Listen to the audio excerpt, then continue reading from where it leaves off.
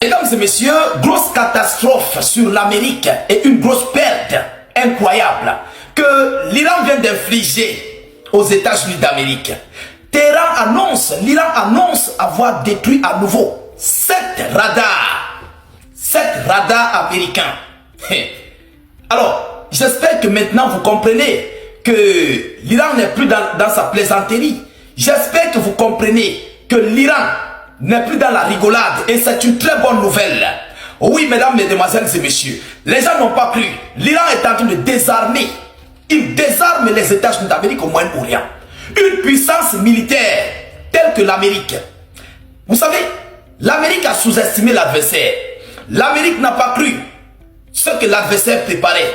L'Amérique ne s'attendait pas à ces multiples bombardements, ces multiples destructions au sein de ces multiples bases. L'Amérique est en train d'être humiliée aux yeux du monde.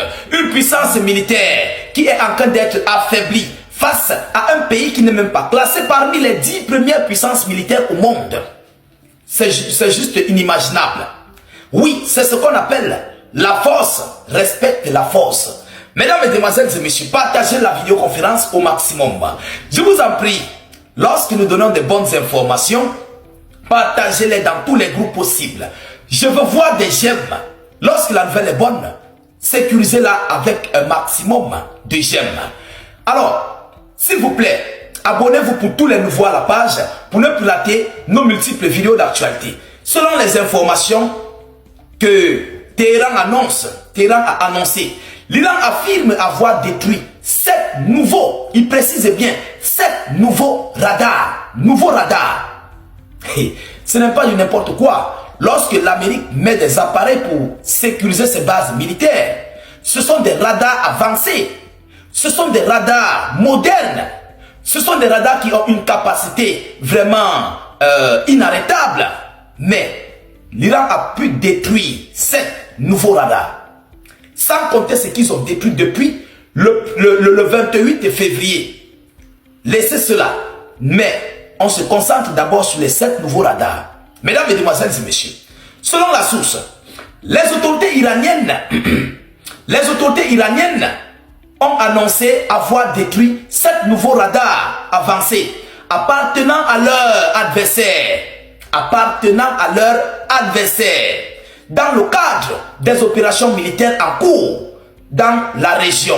On dit seulement dans la région, au Moyen-Orient, au sein des pays alliés des États-Unis d'Amérique et d'Israël. 7 nouveaux radars mis à sac.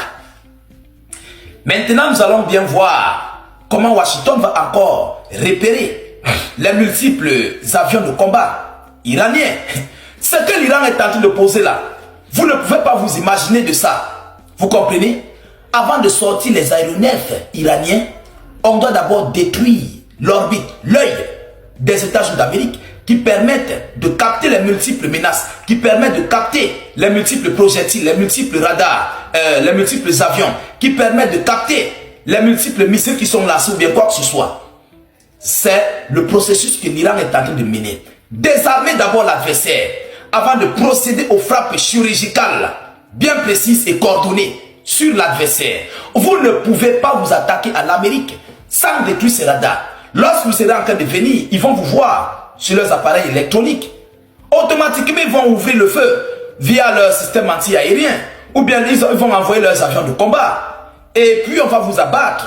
Donc, avant de faire toute opération, désarmer d'abord l'adversaire. C'est ce que l'Iran est en train de poser. C'est pourquoi il dit toujours que c'est le désarmement de l'Amérique du côté du Moyen-Orient que l'Iran est en train de faire.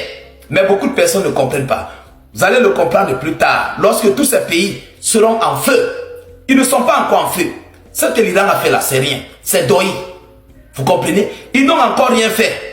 Vous allez juste voir avec vos yeux. Selon des responsables militaires iraniens, la neutralisation de ces systèmes de détection devrait affaiblir les capacités de surveillance et de défense aérienne de l'ennemi, facilitant ainsi les frappes de missiles et de drones menées par Téhéran. Est-ce que vous comprenez maintenant pourquoi?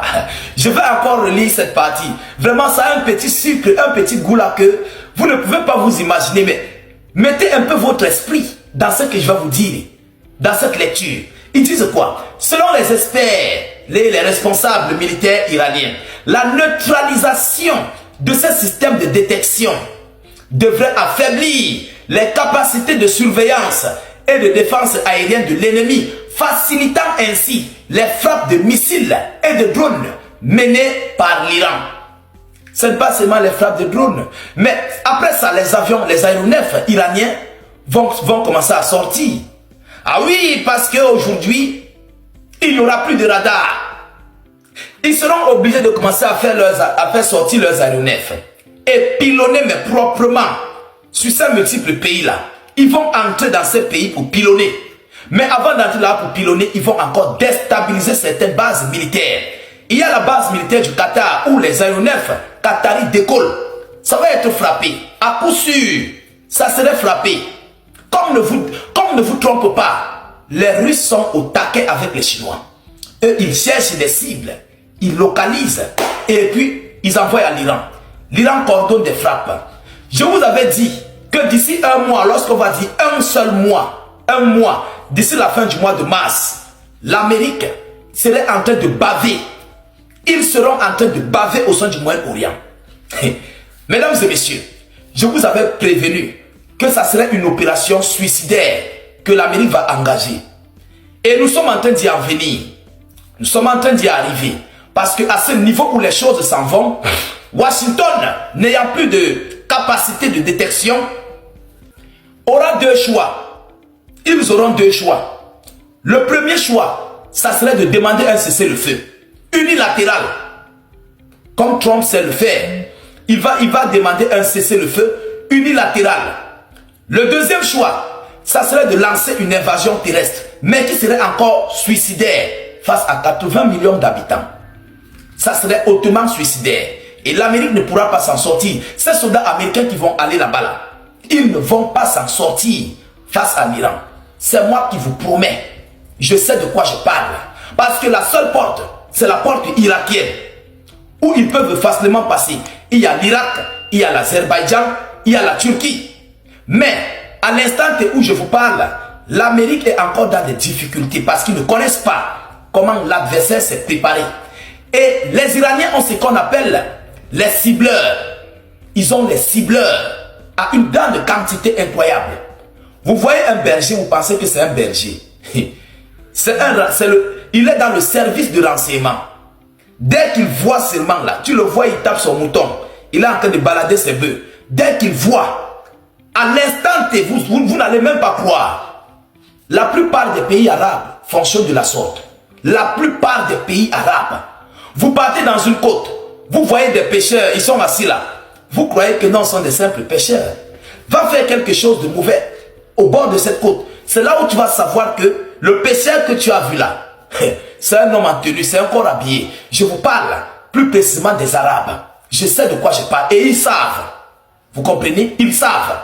Alors, mesdames, mesdemoiselles et messieurs, voilà ici l'information que j'avais à vous relayer dans cette vidéoconférence. Partagez-la au maximum.